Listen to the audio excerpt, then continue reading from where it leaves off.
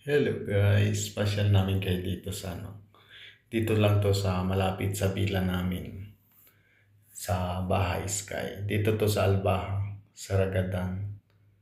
Naglakad lang kami, pakya. Medyo nakakapagod pero at least medyo mahangin naman. Kaya okay lang. Maganda yung tanawin dito. Diyan matatanaw mo yung ganda ng park. Ano lang to, park lang siya guys. Maraming nagpipiknik. May ano din naman, may building dyan yung amusement. Malawak siya. Baba ka lang dito, marami kang mapapasyalan, mag-i-enjoy ka. Malakas yung hangin sa alas 4 ng hapon. Tapos matatanaw mo yung, mula dito sa itaas, matatanaw mo yung ganda ng tanawin sa baba. Magaganda yung maganda yung view. May mga tunnel, makikita mo yung daan papuntang Abha. Lalo siguro pag umakyat na ako dito dati, taglamig.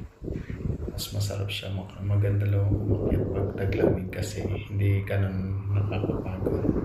May enjoy mo yung view. May mga laruan din. Pero hindi namin tinry. Next time siguro, pag-akyat ulit dito. Kasi na-enjoy naman namin yung view. Sobrang ganda. Punta naman tayo sa kabilang side.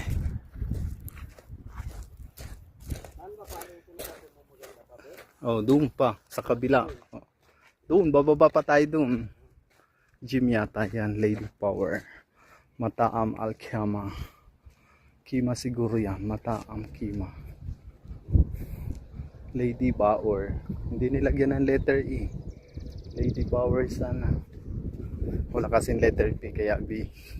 Bebsi. Baba. Baha Sky. May swimming pool daw dito siguro sa rooftop.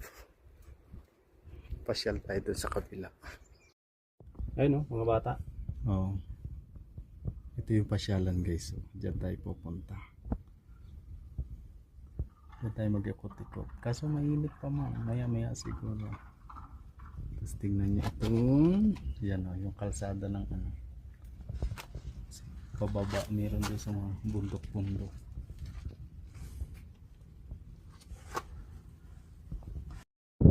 Hello guys! Dito na kami sa ibabaw. Ayan yung mga kalsada nila. I-zoom in natin ng konti. Ayan o. Ayan o. Mga sigsag-sigsag sana ng bundok. Tapos may tunnel o. Ayan o tunnel. I-zoom in natin ang tunnel.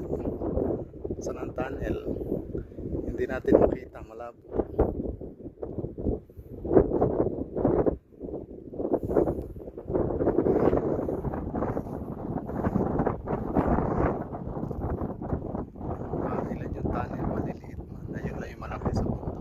Tunnel yan guys. So ito ang pasok doon ang labas.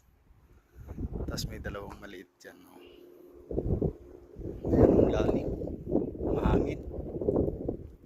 So punta kami dyan mamaya sa pasyalan. Tingnan nyo guys. So dito yan sa Albaha. Ito yung kalsada. Sabi ko saan siya lulusot. Naputol man dito. Bundok man to.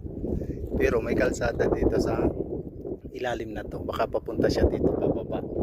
Tapos papunta siya dyan. Kalsada man yan. Ayan. Kalsada yan. Parang ano lang sila pababa ng pababa. Pero may daan nang galing na dun eh. Oh. Diba? Ganda guys.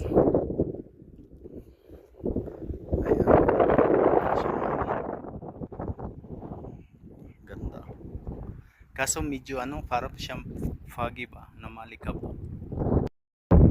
Ito yung view sa taas. Ayan yung slide. Ito yung hanging bridge. Ang lalim. Puro bato pa.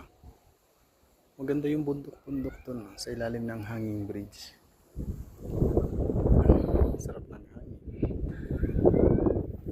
Clip lang tayo dito sa gilid. Puro may bakod. Kasi baka mahulog, malalim. Ice cream guys. Mangga. Tapos ito, may laruan sila dito. nagtitinda ng laruan at bulaklak, balloons. Tapos may slide doon, no? Maganda yung slide.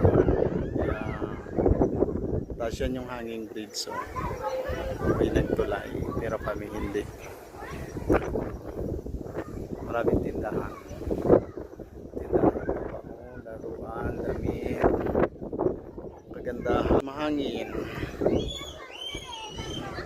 Taras ng hangin. Ang sarap.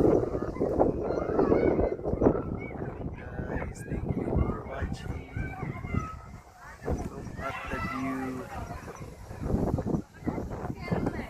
Marami may dalang panlatag kasi nagpipiknik. Malawak yung garden nila.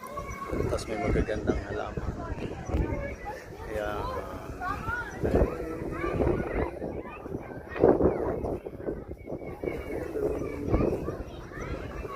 para masarap sumakay doon sa slide ba. Ano kayang entrance na? Dito tayo sa Baha Sky. Ito yung view niya. Picture taking lang kami. Maganda yung view. Tapos mahangin. May sila, may hanging bridge. Pero hindi kami sasakay. Kasi kami ay takot. Tapos, 25 SR daw yung bayad doon. Kahit dati pa. Ganda ng yun. Maaga pa pero madami ng tao. Lalo to mamaya. Kasi marami dito picnic ba.